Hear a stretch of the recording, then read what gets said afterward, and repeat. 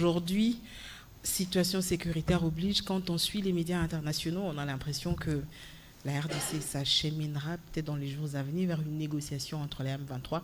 Est-ce que le narratif en interne et à l'externe dit la même chose, puisqu'on a l'impression de suivre deux points de vue différents, des analyses différentes des médias nationaux et internationaux? Vous, en tant que porte-parole du gouvernement qui prêchez le changement de narratif, et quel est votre point de vue quand vous écoutez de l'extérieur ce qui se dit de la situation sécuritaire en RDC par les médias internationaux? Voilà, madame, merci pour vos multiples questions. Je veux commencer par celle-là avant que le ministre d'État ne réagisse. D'abord, il y a un grand travail à faire sur la perception de la République démocratique du Congo. Et c'est un peu justement parce qu'il y a cette perception négative que nous communiquons de manière très régulière pour dire ce que nous faisons et ne pas laisser dire aux autres ce que nous ne faisons pas. Ce matin, nous avons, je ne dirais pas frôlé un incident, mais c'était déjà un incident. Un média international a rapporté qu'en République démocratique du Congo, on avait exécuté 120 Kuluna et qu'on s'apprêtait à en exécuter 57. Tout le monde y a cru. Tout le monde y a cru.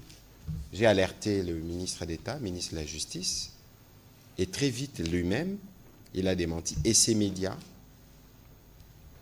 pour ne pas les citer, Association de presse, a eu l'honnêteté de rectifier ce qui a été dit. Alors, il faut faire attention dans la démarche, parce que nous parlons justement du banditisme urbain, de la nécessité pour nous de restaurer cet état de droit dans la dimension contraignante. Parce que le ministre d'État vous a dit tout à l'heure qu'il y a un parcours entre le prononcé et l'exécution. Le ministre d'État vous a dit ici aussi qu'il y a des peines de 2 ans, de 5 ans.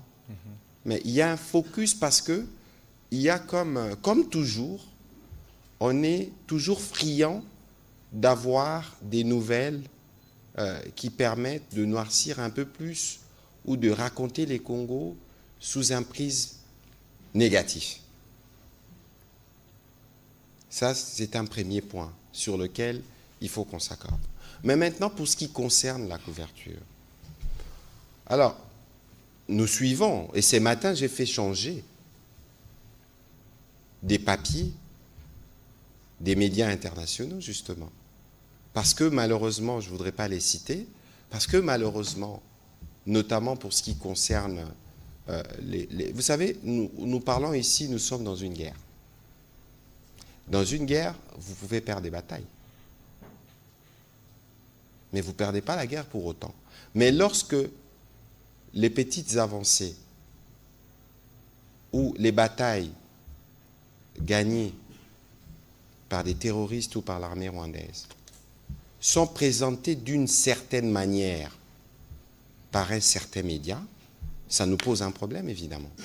Lorsqu'un média qui a des journalistes accrédités en RDC préfère utiliser une militante, une propagandiste notoirement reconnue mondialement pour justifier les thèses du mouvement terroriste du M23, ça pose un problème. Et comptez sur nous pour donner des réponses.